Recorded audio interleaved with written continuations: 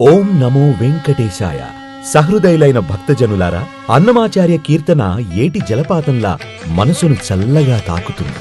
ఈ సంక్రాంతికి ప్రముఖ ఆధ్యాత్మికవేత్త తిరుమల వెంకటేశ్వరుని ఆస్థాన గాయని కొండవీటి జ్యోతిర్మయి గారు మన ఒంగోల్లో ఆ అన్నమయ్య కీర్తనలను పాడుతూ తన గాత్రంతో మంత్రముగ్ధులను చేస్తుంది.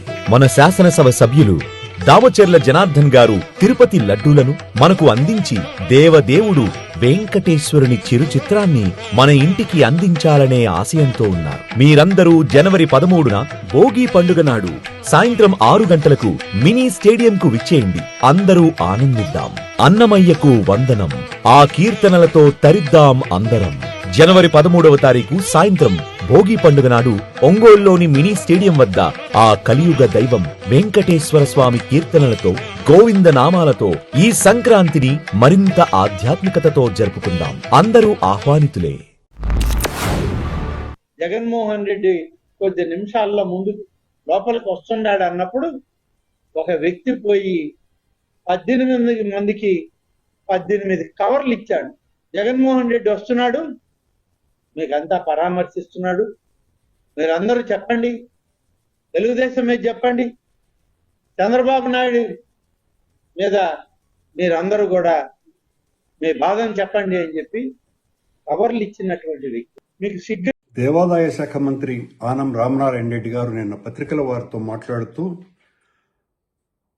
జగన్మోహన్ రెడ్డి గారు మొన్న తిరుపతిలో జరిగినటువంటి దుర్ఘటనలో క్షతగాత్రులైనటువంటి వాళ్లను పరామర్శించటానికి రావటానికి ముందే వైసీపీ నాయకులు ఆ క్షతగాత్రులకు 18 మందికి డబ్బులిచ్చి చంద్రబాబు గారికి వ్యతిరేకంగా తిట్టమని చెప్పారు అని చేసినటువంటి ఆరోపణ ఎంత దారుణంగా ఉంది అంటే, మీ నిర్వాకం వలన 6 మంది మరణానికి గురైతే దానికి నైతిక బాధ్యత వహించి రాజీనామా చేయవలసినటువంటి స్థానంలో ఉన్నటువంటి మీరు జగన్మోహన్ రెడ్డి గారి మీద ఈ రకమైనటువంటి ఆరోపణ చేయటం ఒక సీనియర్ రాజకీయ నాయకుడిగా మీ స్థాయిని ఎంతగా దిగజార్చిందంటే, రాజకీయంగా ఇంత హీనంగా కూడా మాట్లాడగలరు మీరు అని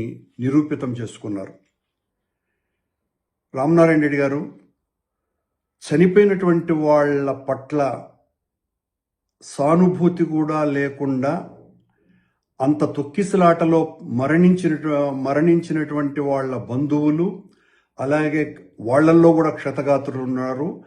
మిగతా క్షతగాత్రులని ఎంత దారుణమైనటువంటి రీతిలో మీరు అవమానించారు.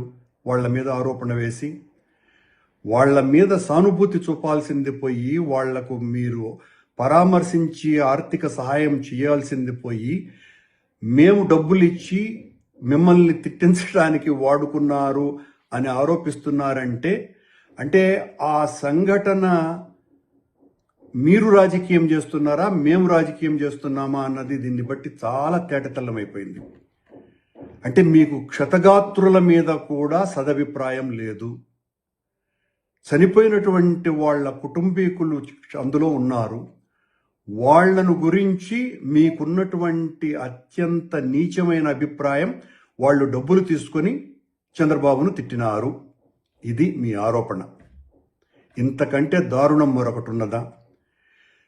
ఈ మొత్తం ఎపిసోడ్లో వైసీపీ నాయకులో లేకపోతే మేము కానీ ఎవరు కూడా మీ పాత్రకు సంబంధించి ఏమి మాట్లాడలేదు కాబట్టి, తద్వారా మీరు నా అస్తిత్వం ఎక్కడ తగ్గిపోతుందోనని ఈ రకమైనటువంటి ఆరోపణలకు దిగినారేమో అర్థం కావటం లేదు.